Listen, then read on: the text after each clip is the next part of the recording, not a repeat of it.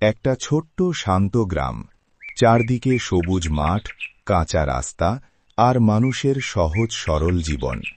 সেই গ্রামেই থাকত রমেশ নামে এক পরিশ্রমী মানুষ। তার ছোট্ট একটা বাড়ি ছিল, আর সেই বাড়িতেই থাকত তার প্রথম স্ত্রী সুবর্ণা। বিয়ের পর প্রথম কয়েক বছর তাদের সংসার খুব সুখে কাটছিল। দুজনেই একে অপরকে খুব ভালোবাসত। কিন্তু ধীরে ধীরে একটা বড় কষ্ট তাদের জীবনে ঢুকে পড়ল, সন্তান না হবার কষ্ট। রমেশ, সবাই বলছে আমার জন্যেই নাকি আমাদের ঘরে সন্তান আসছে না। আমি কি সত্যিই এত খারাপ? না সুবর্ণা, এসব কথা তুমি শুনবে না। আমার তোমাকেই দরকার। সন্তান থাক বা না থাক, তুমি আমার সংসারের সবচেয়ে বড় সুখ। রমেশ তার স্ত্রীকে খুব ভালোবাসত, কিন্তু গ্রামের মানুষ থামেনি। প্রতিদিনই কেউ না কেউ কথা বলত। একদিন রমেশের মা বললেন, বাবা, বংশ তো চলতে হবে, আর একটা বিয়ে করলে দোষ কি? এই কথা শুনে সুবর্ণার বুক কেঁপে উঠল, কিন্তু সে কিছু বলল না। সে বুঝেছিল সমাজের চাপে হয়তো একদিন এই কথাই সত্যি হয়ে যাবে। কিছুদিন পর সত্যি রমেশ দ্বিতীয় বিয়ে করল। নতুন বউ মালতী সেই বাড়িতে এলো।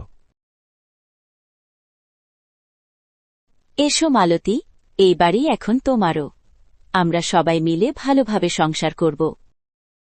দিদি, তুমি এত ভালো, আমি তোমাকে নিজের বড় বোনের মতোই মানব। প্রথম দিকে সত্যি তাদের সম্পর্ক খুব ভালো ছিল। সকালে দুজনে একসাথে উঠান ঝাড়ু দিত, একসাথে রান্না করত, বাগানের গাছে পানি দিত। গ্রামের মানুষ বলত, দুই সতীন হয়েও এদের মধ্যে এত মিল। কিন্তু সুখ সবসময় একরকম থাকে না। বিয়ের 1 বছর পর মালতীর কোলজুড়ে একটি ছেলে এলো। সেই দিন রমেশের বাড়িতে যেন উৎসব লেগে গেল। আজ আমার জীবনটা সত্যিই পূর্ণ হয়ে গেল। সুবর্ণাও খুব খুশি হয়েছিল। সে শিশুটাকে নিজের সন্তানের মতোই ভালোবাসতে শুরু করল। আয় আমার সোনা, তুই তো আমার ওর ছেলে। কিন্তু ধীরে ধীরে মালতীর মনে সন্দেহ জমতে লাগল। সে ভাবতে লাগল, সুবর্ণা যদি আমার ছেলেকে নিজের করে নেয়। একদিন বিকেলে উঠানে, দিদি, আমার ছেলেকে এত কোলে নিও না, যদি নজর লেগে যায়। এই কথা শুনে সুবর্ণার বুকটা কেঁপে উঠল। আমি তো ওকে শুধু ভালোবাসি, মালতী। সেই দিন থেকে তাদের সম্পর্কের মাঝে দূরত্ব বাড়তে লাগল। ছোট ছোট বিষয় নিয়েও ঝগড়া শুরু হল। একদিন রান্নাঘরে ভাত রান্না নিয়ে বড় ঝগড়া হল। এই বাড়িতে এখন আমার কথাই চলবে। আমি তো কখনো তোমার সাথে প্রতিযোগিতা করিনি। রমেশ বাইরে কাজ নিয়ে ব্যস্ত থাকত।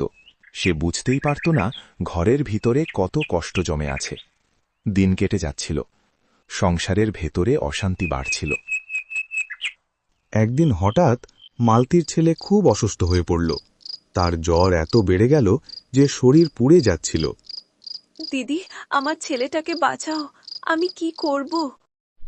সেই সময় সুবর্ণা এক মুহূর্ত দেরি করল না। সে শিশুটাকে কোলে তুলে নিল। সারা রাত জেগে তার কপালে পানি দিল, ওষুধ খাওয়াল। এক মুহূর্তও ঘুমায়নি। ভয় পেও না মালতী, কিছু হবে না, আমি আছি। মালতী দূরে দাঁড়িয়ে সব দেখছিল। তার চোখ দিয়ে অঝরে জল পড়ছিল। সকালের দিকে শিশুটার জ্বর কমে গেল। দিদি, আমাকে ক্ষমা করে দাও, আমি তোমাকে অনেক কষ্ট দিয়েছি। কাঁদছ কেন? তোমার ছেলে মানে তো আমারও ছেলে। সেই দিন থেকে তাদের সম্পর্ক বদলে গেল। মালতী সত্যিই সুবর্ণাকে নিজের বড় বোনের মতো সম্মান করতে লাগল। দুজন আবার একসাথে সংসার করতে লাগল। আজ আমার সংসারে আবার শান্তি ফিরে এসেছে।